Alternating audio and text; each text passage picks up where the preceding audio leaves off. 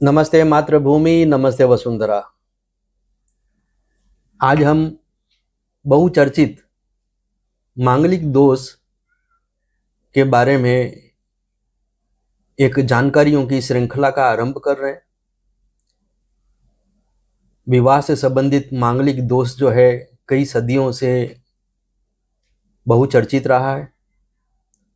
मांगलिक दोष के कुछ प्रत्यक्ष प्रमाण भी देखने में आए हैं।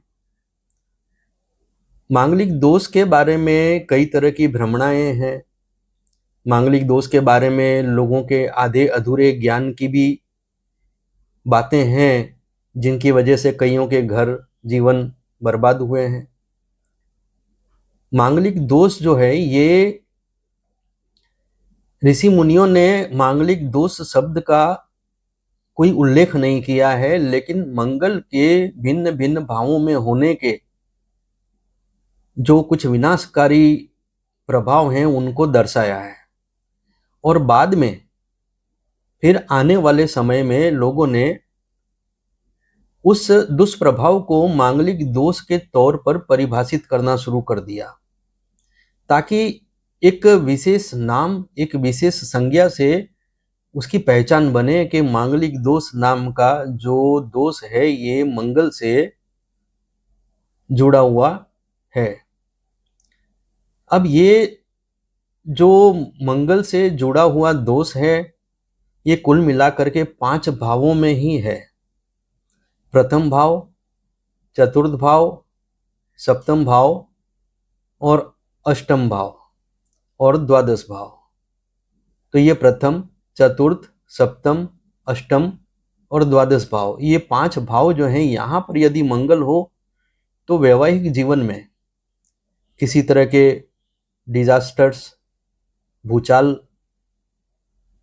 जिसे हम डिस्टर्बेंस कहते हैं, कई प्रकार की समस्याएं, विच्छेद की समस्याएं, डाइवोर्स की अर्थात कि डाइवोर्स, फिर जैसे कि विडोहुड, डेथ, जीवन साथी से संबंधित जो है ये इसके कुछ दुष्प्रभाव जो हैं देखने में अवश्य आते हैं। विशेष तौर पर हमको एक बात को समझना होगा, जैसे कि आप देख रहे हैं कि मैंने यहाँ पर जो है ये मांगलिक दोष एक परिचय लिखा हुआ है। अब यहाँ पर यह दर्शाने का प्रयास किया गया है कि जिन भावों में मांगलिक दोष जो होता है उसका जो एक अपना परिचय है वो किस तरह से काम करता है, अर्थात कि वो क्या परिभाषित करता है। तो सबसे पहले तो आप देखिए, एक श्लोक ऊपर लिखा है, अत्यासना विनाशाय दूरस्थान फलप्रदः सेवितव्यम मध्य भागेन राजा वहिर्गुरु स्त्रियः।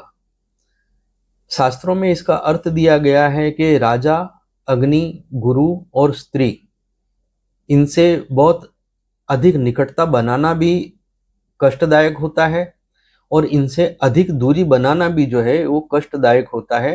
अर्थात कि मध्यम मार्ग अपना करके व्यवहार करना चाहिए।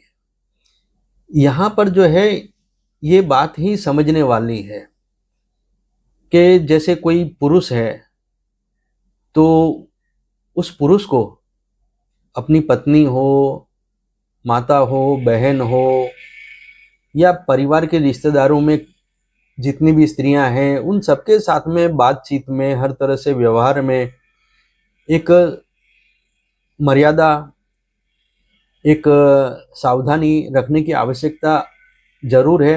नहीं तो कई बार छोटी छोटी बातों का कोई रौद्र रूप भी देखने में आ जाता है। अब यहाँ पर हम सबसे पहले बात करेंगे कि जो हमारी कुंडली के अंदर जो 12 भाव हैं उसमें मैं एक अलग से एक छोटी सी जानकारी दे देता हूँ कि जैसे सूर्य है तो सूर्य जो है वो प्रथम भाव का आधिपत्य रखता है काल पुरुष कुंडली के अनुसार। चंद्र द्वितीय भाव में, गुरु को तृतीय भाव दिया गया है, ये एक अलग कॉन्सेप्ट है जो मैं आपको समझाता हूँ। राहु को चतुर्थ भाव दिया गया है, जिसे आजकल न्यूमरोलॉजी से परिभाषित कर दिया गया है बुध का जो अंक है ये 5 है, 6 जो अंक है ये शुक्र का है, 7 अंक जो है ये केतु का है, 8 अंक जो है ये शनि का है और 9 जो अंक है ये मंगल का है। अब यहाँ पर ये भावों के अंदर भी इस तरह से इसका प्रभाव आपको देखने में मिलेगा, क्योंकि जब जीवन का आरंभ होता है तो वो सूर्य से होता है, अर्थात कि प्रथम अंक से होता है। पालन पोषण वो चंद्र के द्वारा होता है, अर्थात कि जहाँ सूर्य पिता है, चंद्र जो है वो माता के रूप में कहा गया है। गुरु जो है वो एक आरंभिक शिक्षण है कि जिससे व्यक्ति अपने जीवन के आरंभ में, जब वो बचपन से थोड़ा सा शैशव अवस्था से मतलब कि थोड़ा सा जो ऊपर उठता है, अपने आप कुछ खाने लगता है, अपने आप कुछ मांगने लगता है, तो वहां पर गुरु का अस्तित्व आता है। तो 3 अंक जो है गुरु को दिया गया है, क्योंकि वहां पर उसके ज्ञान का उदय होना शुरू होता है। चतुर्थ भाव है कि बच्चा जो है वो कुछ मनमानी करने लग जाता है, इसलिए उसको वहां पर राहु का प्रभाव भी कहा गया है। लर्निंग जो है, कुछ सीखना, कुछ समझना, तो ये बुध के आधिपत्य में आता है, इसलिए पंचम भाव में जो 5 अंक है वो बुध का आधिपत्य है।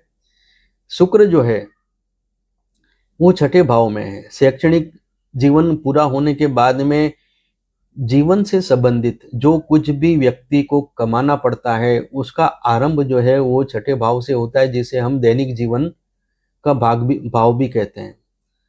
7th हाउस जो है ये 7 अंक जो है केतु से परिभाषित किया गया है कि भाई 7 अंक जो है केतु का है। केतु का अर्थ है कि समाज, जीवन साथी और हमारे जितने भी लक्ष्य हैं उन सबसे संबंधित एक तरह की जो कुछ भी अशुद्धियां हैं उनको डिटैच करना, उनसे अपने आप को डिटैच करना, इसीलिए 7 अंक जो है वो केतु को दिया गया है।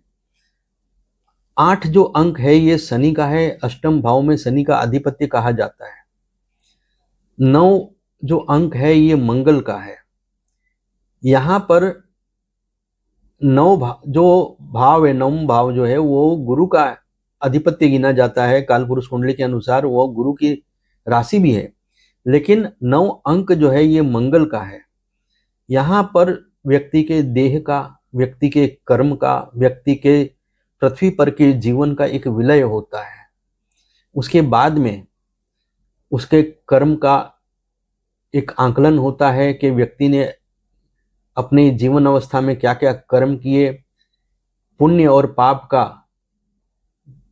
क्या कुछ उसने भंडार इकट्ठा किया है, और अब उसको क्या कुछ कष्ट अगले जन्म में सहना पड़ेगा, देखना पड़ेगा। तो यहाँ पर ये बातें यहाँ पर आती है 12वें भाव में। तो जो 9वें भाव तक का जो 1 से लेकर के ये 9 अंक है, ये हमारे इस धरती पर के हमारे वर्तमान जन्म से संबंधित है। और जब मृत्यु के बाद में हमारे कर्म का लेखा जोखा होता है, हमने क्या कुछ कमाया है, पुण्य पाप क्या अर्जित किया है, और उसके सामने हमें फिर किस तरह के सुखों को भोगना है या दुखों को भोगना है, उसके लिए ये जो 12वां भाव जो है फिर यहाँ आ जाता है। ये तो मैंने एक सिंपल सी बात आपको समझाई है। अब यहाँ हम बात करते हैं कि विवाह के विचार के केंद्र में मंगल क्यों।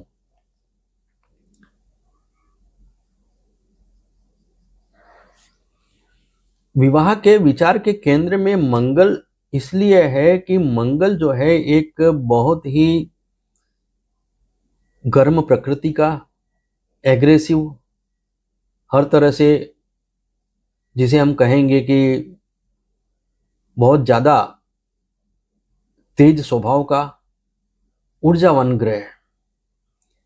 अब यहाँ पर आप देखिए काल पुरुष कुंडली के अनुसार जो यहाँ पर राशि उपस्थित है ये मेष है,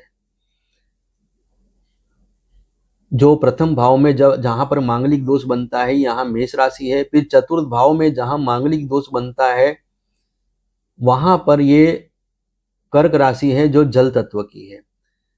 मेष राशि अग्नि तत्व की है, कर्क राशि जो है जल तत्व की है, और उसके बाद में सप्तम भाव में जो मंगल से मांगलिक दोष बनता है वो तुला राशि है, अर्थात कि सप्तम भाव जो है वो वायु तत्व की राशि में, अर्थात कि यहाँ पर वायु तत्व की एक प्रधानता होती है। उसके बाद में अष्टम में फिर से यहाँ पर जल तत्व की राशि है, वृश्चिक राशि। और उसके बाद फिर 12वां जो भाव है वहां पर भी काल पुरुष कुंडली के अनुसार जो है जल तत्व की राशि है।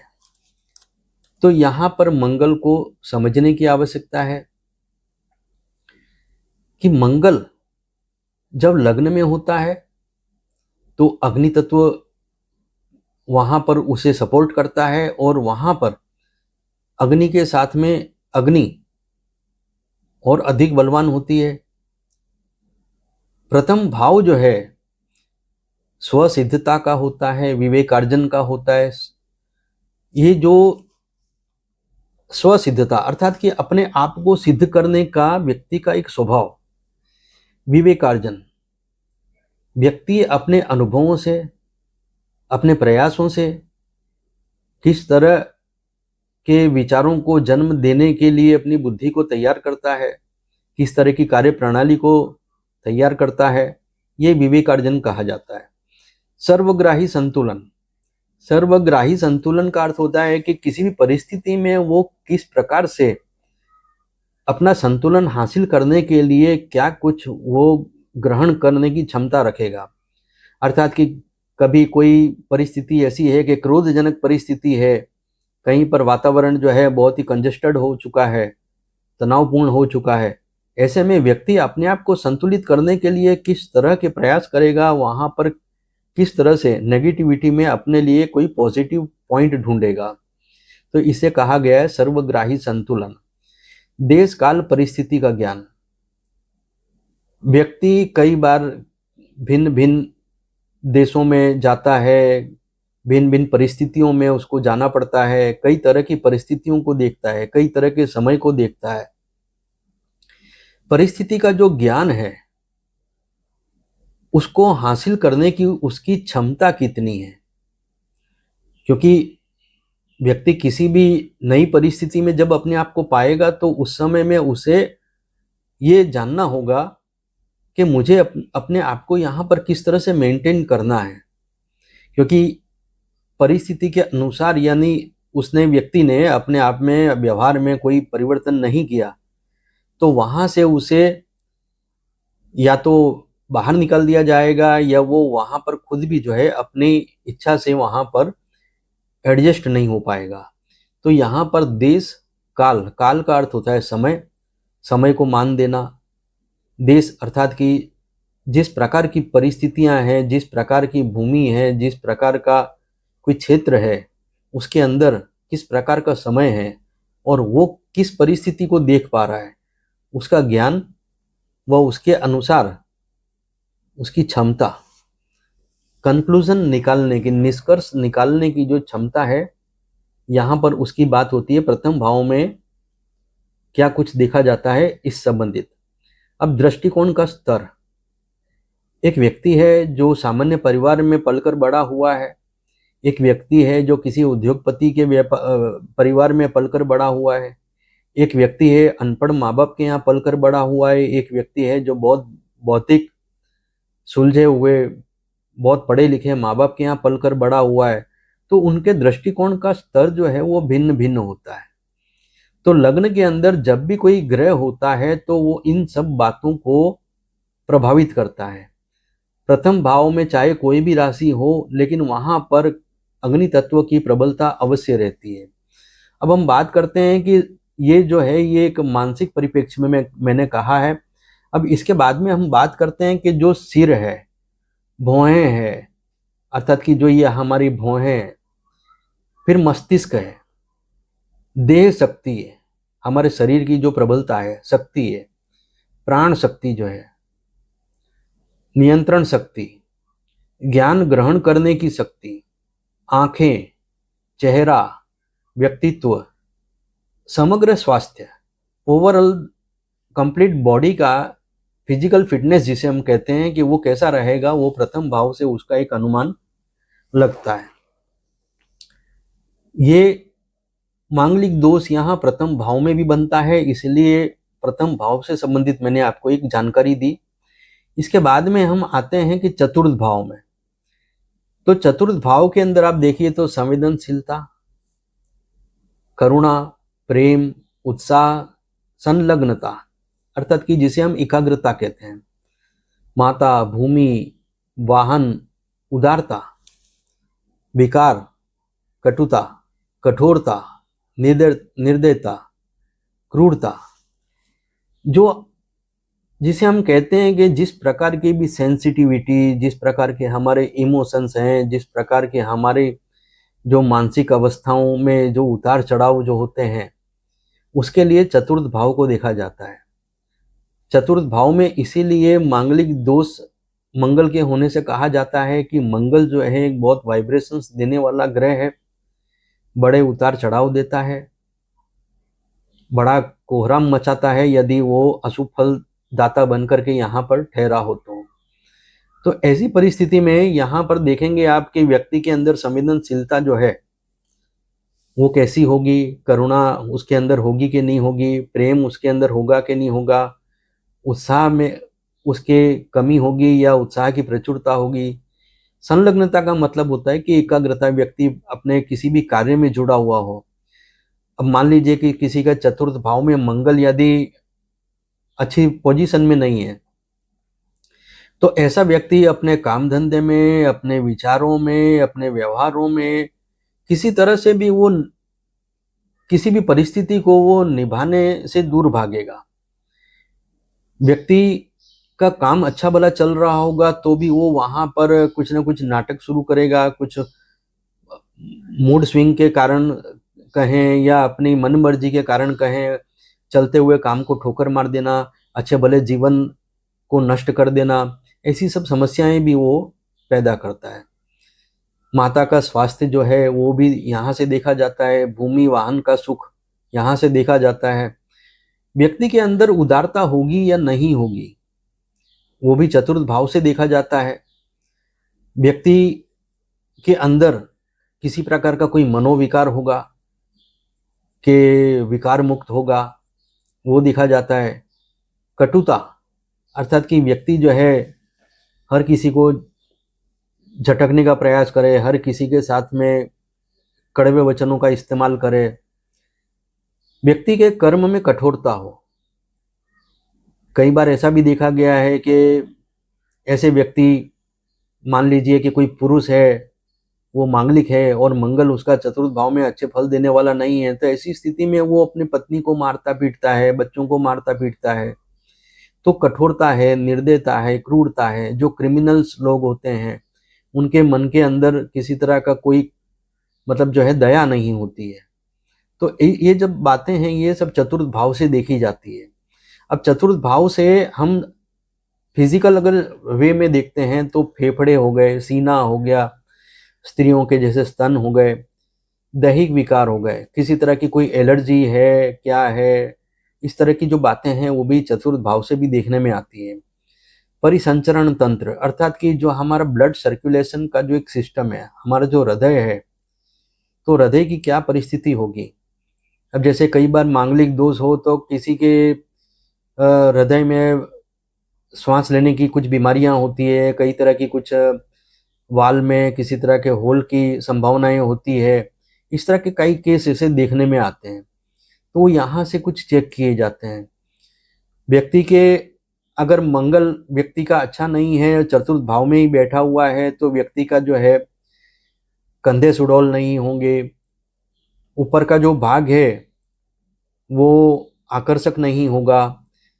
तो इस तरह की कुछ बातें जो हैं मंगल के दुष्प्रभाव के कारण देखने में आती है। अब हम बात करते हैं सप्तम भाव की।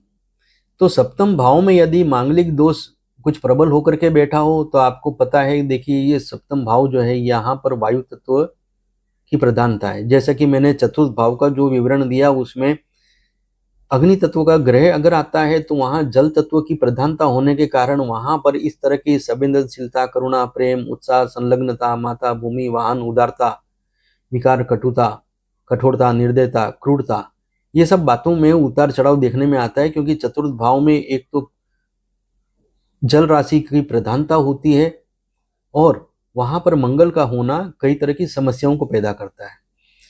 अब हम बात कर रहे हैं सप्तम भाव। तो सप्तम भाव में जैसे मैंने कि बताया कि तुला राशि कालपुरुष कुंडली के अनुसार है, तो यहाँ सप्तम भाव में फिर चाहे किसी की कोई भी राशि हो और वहां पर वायु तत्व की प्रधानता तो अवश्य देखने में आएगी। अब वायु तत्व की प्रधानता यदि देखने में आती है तो ऐसे में आप एक महसूस करिए कि जिस समय में आप कभी गर्मी के सीजन में बाहर निकल रहे हैं और बहुत गर्मी है और ऊपर से बहुत तेज हवाएं चल रही है जो गर्मी को और ज्यादा दाहक बना रही है। एक तो बहुत गर्मी और ऊपर से गर्म तेज हवाएं, तो वहां क्या परिस्थिति होती है?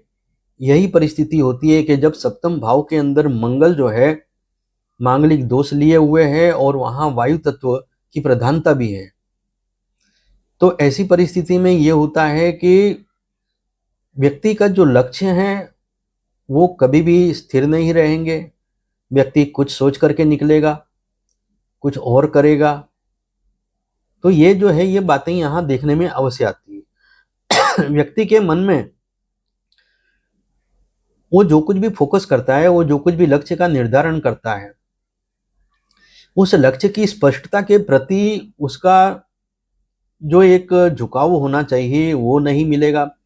व्यक्ति के अंदर समर्पण की कमी दिखेगी, व्यक्ति के अंदर कृतज्ञता की कमी दिखेगी, व्यक्ति प्रतिबद्ध नहीं होगा। किसी से कोई बात की है, किसी को कोई वचन दिया है, तो वहां पर उस वचन को निभाने के प्रति वो एकाग्र नहीं रहता है। जिस किसी व्यक्ति के साथ में वो काम कर रहा है, जिस किसी व्यक्ति के साथ में वो जोड़ रहा है, उस व्यक्ति के प्रति उसकी निष्ठा में कमी रहती है या निष्ठा नहीं रहती है, ऐसा भी कह सकते हैं, यदि मांगलिक दोष जो है कुछ प्रबल रूप से वहां पर उपस्थित हो। व्यक्ति प्रतिष्ठा के प्रति जागरूकता भी नहीं दिखा पाता है यदि मांगलिक दोष जो है बहुत ही विकराल रूप लिए हुए है। तो ऐसा व्यक्ति जो है वो समाज में, अपने परिवार में अपनी प्रतिष्ठा, परिवार की प्रतिष्ठा, किसी के बारे में कोई चिंता नहीं करेगा। वो व्यक्ति बिना सोचे समझे किसी भी तरह का कुछ भी बोल देगा, किसी तरह की किसी भी घटना को अंजाम दे देगा।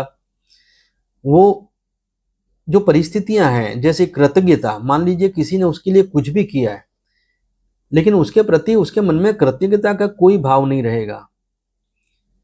तो ये जो बातें हैं, एकाग्रता की कमी, लक्ष्य की स्पष्टता की कमी, समर्पण की कमी, प्रतिबद्धता की कमी, प्रतिष्ठा के प्रति जागरूकता की कमी, ये सब बातें सप्तम भाव से देखी जाती है। यदि मांगलिक दोष यहाँ बनता है तो इन सब बातों की संभावनाएं रहती है कि व्यक्ति इन बातों की ओर परवाह नहीं करता है।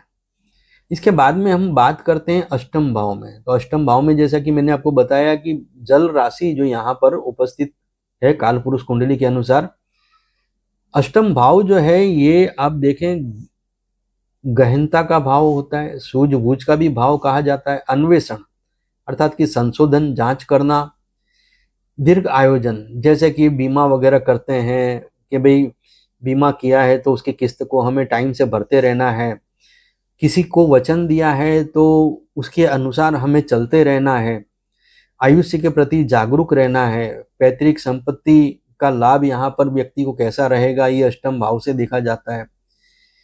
दीर्घ उपचार, अच्छा, अर्थात कि यहाँ ये देखने में आता है कि किसी तरह का कोई भी काम व्यक्ति को सौंपा जाता है, जैसे गरीबी को दूर करना, आर्थिक परिस्थितियों को सुदृढ़ करना, यह भी एक तरह से दीर्घ उपचार कहा जाता है, अर्थात कि लंबे समय के आयोजन।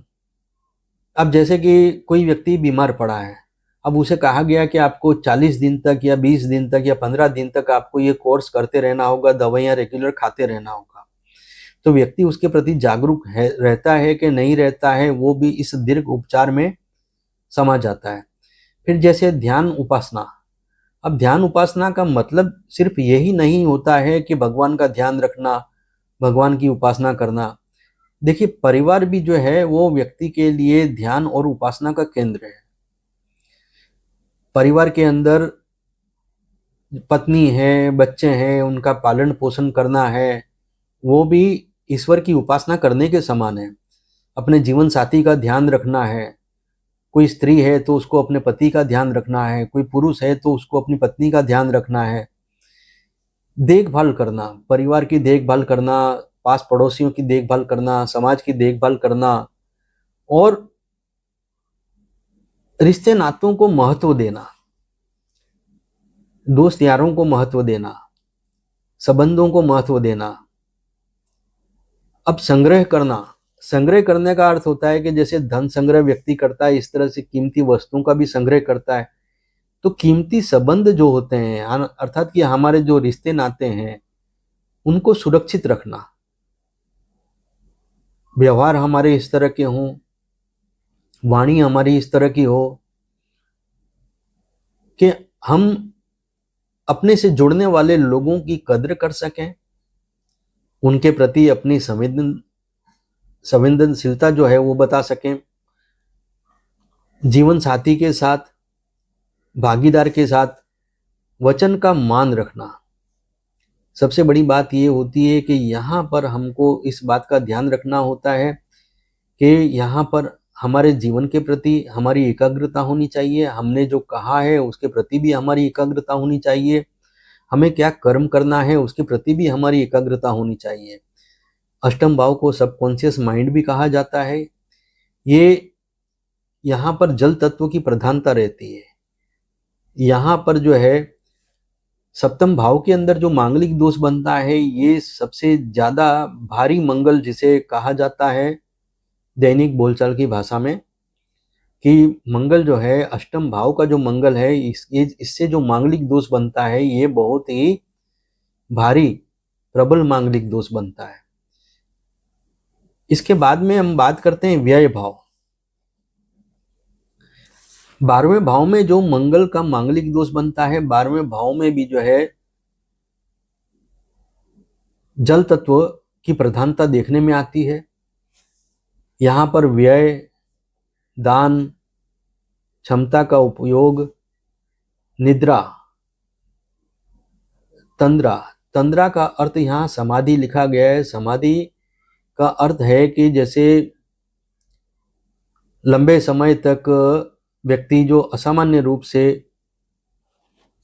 सोता है, कईयों को ये बीमारी भी होती है कि बहुत ज्यादा सोने को चाहिए। फिर परवाह करना, चिंतन करना, तनाव, स्वप्न, दीर्घांतर यात्रा, लंबी दूरी की यात्राएं, भावावेश, अर्थात कि इमोशनल हो जाना, बहुत ज्यादा बहाव में बह जाना, रम जाना, अपने आप को भूल जाना,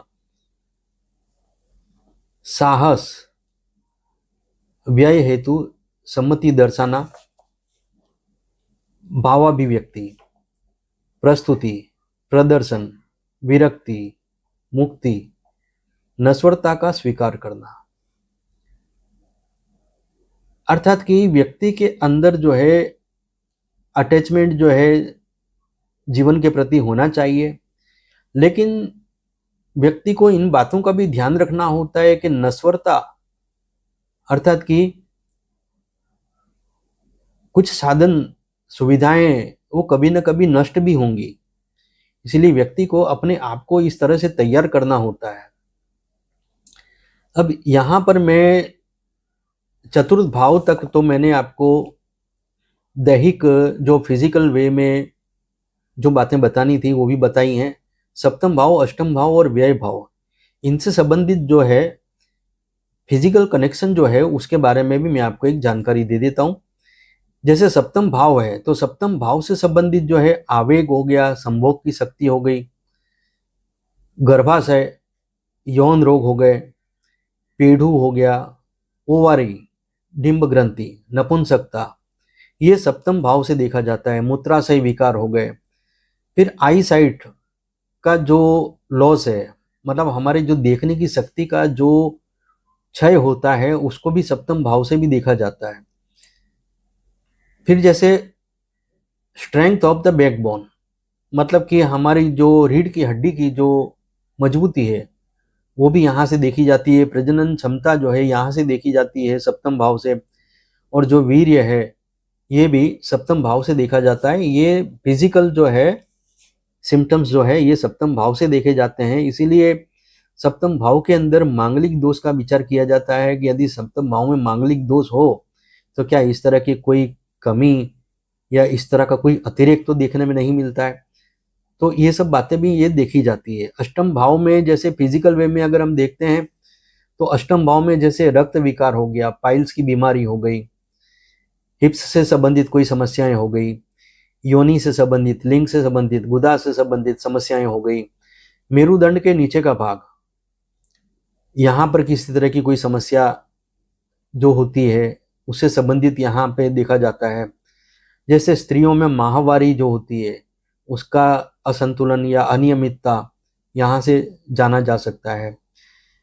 प्रजनन अंग, विटेलिटी, इम्यूनिटी अर्थात की प्राण शक्ति, ये सब जो है ये दैहिक फिजिकल सिम्टम्स जो हैं ये अष्टम भाव से जुड़े हुए हैं। इसके बाद में जैसे कि व्यय भाव है तो व्यय भाव से संबंधित भी है जो फिजिकल सिम्टम्स है। वो जैसे पैर के पंजे हो गए, पैर की जो अस्थियां हैं, फिर पिंडलियां हैं, तंतु जाल है अर्थात कि जो नसों का एक जाल होता है, पैरों में जो रक्त प्रवाह होता है, मलमूत्र विसर्जन, तो ये जो है ये फिजिकल वे में 12th हाउस के कुछ सिम्टम्स हैं। अब यहाँ पर इन बातों को समझना होगा कि ये जो 5 भाव हैं ये एक सेंसिटिव भाव हैं। प्रथम भाव, चतुर्थ भाव, सप्तम भाव, अष्टम भाव और व्यय भाव। एक सुखी जीवन जीने के लिए इन 5 भावों का व्यवस्थित होना बहुत ही आवश्यक होता है। जब कोई व्यक्ति अपने लिए जीवन साथी का चुनाव करता है तो उसके परिवार वाले उस व्यक्ति के जीवन साथी में क्या कुछ कमियां, क्या कुछ खूबियां हैं, उनका एक अर्थघटन करते हैं। हर व्यक्ति के अंदर किसी तरह की कोई कमी अवश्य होती है, हर व्यक्ति के अंदर किसी न किसी तरह की कोई खूबियां भी अवश्य होती है। लेकिन यहाँ पर जब जीवन साथी से जुड़ने का अवसर आता है उस समय में व्यक्ति के परिवार वाले ये अवश्य देखना चाहेंगे कि क्या ये जिस व्यक्ति के साथ में हम अपने बच्चे का, अपने बेटे का अथवा तो अपनी बेटी का विवाह निश्चित करने जा रहे हैं, इन दोनों का जो जीवन है एक दूसरे के लिए कितना अनुकूल रहेगा। क्योंकि जैसे मैं आपको एक सिंपल सा उदाहरण देता हूं कि मान लीजिए कि किसी के लग्न में मंगल है और जीवन साथी जो है उसके अंदर किसी तरह का कोई मांगलिक दोष नहीं है, तो यहाँ पर जो है एक समतुला जो होती है, एक बैलेंस जो होता है उसका यहाँ पर अभाव देखने में अवश्य आता है। कुछ परिस्थितियां ऐसी होती हैं कि मांगलिक और नॉन मांगलिक की भी जीवन यात्रा सुखद रूप से चल जाती है, लेकिन उसके भी कुछ लक्षण हैं जिसकी हम आने वाले समय में हम विस्तृत चर्चा करने वाले हैं। यहाँ पर मांगलिक दोष, मंगल से ये मांगलिक दोष क्यों बनता है उसके बारे में मैंने आपको ये एक संक्षिप्त जानकारी दी है कि मंगल जो है वो विघटन का, अलगाव करने वाला ग्रह है।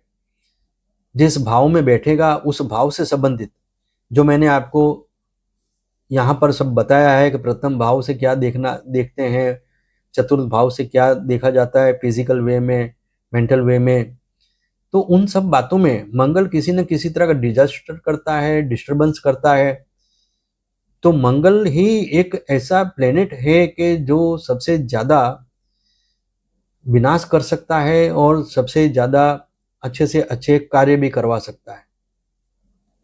तो मांगलिक दोष की जो प्रधानता है वो जिन भावों में है उन भावों से संबंधित हम आने वाले समय में, जैसे कि मेष लग्न में मंगल अगर लग्न में हो तो क्या कुछ संभावनाएं होती हैं, क्या कुछ इसके बारे में गलत मान्यताएं हैं, क्या कुछ ज्योतिष के जानने वाले लोग किस बातों को लेकर के कभी भ्रमित कर देते हैं और उसके कैसे दुष्परिणाम फिर उन जातक जातिकाओं को देखने पड़ते हैं, इसके बारे में हम कई कुंडलियों के साथ में हम चर्चा करेंगे। अर्थात कि जैसे मेष लग्न में यदि लग्न में मंगल है, तो जिस किसी जातक की मेष लग्न में मंगल की स्थिति है और उसके कारण क्या कुछ उसको सुख दुख सहना पड़ा है, उस उदाहरण कुंडली के साथ में हम हर लग्न के वीडियोस बनाएंगे। हर लग्न में प्रथम भाव, चतुर्थ भाव, सप्तम भाव और अष्टम भाव और द्वादश भाव में मंगल के होने के क्या कुछ शुभ अशुभ प्रभाव देखने में आएंगे। मांगलिक दोष की एक पूरी समझ जो है यहाँ पर हम देने का प्रयास करेंगे और व्यक्ति सामान्य से सामान्य व्यक्ति भी जो है आसानी से समझ सके, ऐसा सरल एक माध्यम अपना करके हम अपना यहाँ विषय वस्तु रखने वाले हैं। आने वाले समय में